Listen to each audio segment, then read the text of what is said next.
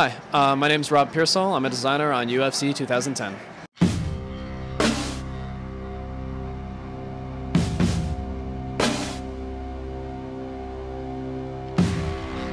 There are a lot of changes this year. What was one of the major ones from last year to this year that you guys wanted to address right away? A lot of the punching and the kicking. We wanted southpaw. We wanted to get sways in the game. And one of my personal favorites is being able to build my fighter however the hell I want. Now with the additional techniques that you guys added, what was the process going through that, choosing which ones that you added this year? There was sort of an internal review. We looked at the different strikes, which are signature to particular fighters that we don't want fighters to learn, don't want fighters to share. Keep those sort of big name guys unique in their own way. And then we wanted the strikes that you could actually go to a gym. Like you can go to Greg Jackson's gym and learn some of GSP's moves, like that really cool sort of jab Superman punch he has. You can learn that at GSP's gym. We chose a lot of different moves that you could level up. Like Joe Daddy Stevenson has a sick guillotine, so he's got a sick level 3 guillotine in the game. Whereas his other submissions are, they're UFC average. They're mixed martial arts submissions. They're very good, but we get fighters to be able to play to their strengths. Why the leveling system instead of just like this guy's just really great at it?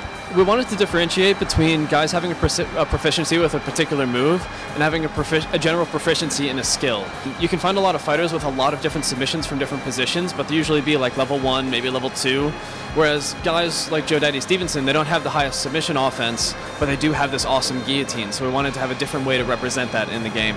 Now with the amount of fighters in this game, how did you guys go through and capture that uniqueness to every player? Each fighter in the game has moves that are unique to them. We've got 10 different fighting stances in the game. So you got Moschitta's sort of laid-back karate, you got Vanderlei's Muay Thai, Shogun's Muay Thai, you've got sort of a general mixed martial arts. We try to differentiate fighters through animation. We try to differentiate fighters through their skills and attributes like we did last year. And then we have the individual move sets, so we can actually tailor moves to be like particular fighters. We had 6 fighting styles last year. We added Greco-Roman wrestling, Sambo, and karate. And in adding those, we added a slew of new moves, but we didn't want to treat it the same way. We didn't want to give Nogueira Brazilian Jiu-Jitsu, even though he hardly ever uses rubber guard. So we could actually give him a bunch of different Brazilian Jiu-Jitsu moves and not have to worry about this other position that would come sort of part and parcel with it. So now you can take those out, you can dole them out specifically to those fighters, and they're more true to their real-life counterparts. Of all the things that you guys added this year, what's your favorite one that you guys snuck in there? Gogo Plata. Gogo Plata. Okay. The Gogo Plata was asked for.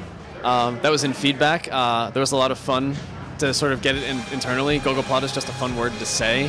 But of all the things we added, like fight-wise, I love the moves. We added a ton of new moves. I love the salivary position. We have a lot of different transitions. A lot of the wrestling transitions you saw last year, like the suplexes from underhooks and whatnot, the judo tosses, you can give all of those to your individual fighters. Like I could have a judo hip toss, I could have a suplex, and I can have a German suplex from back clinch. Like, we tripled the number of ground positions. We quadrupled the number of strikes and doubled the number of submissions. So there's a lot more variety and variation and just uniqueness in the game in that sense. UFC 2010 is on PlayStation 3 and Xbox 360, and it drops May 20th.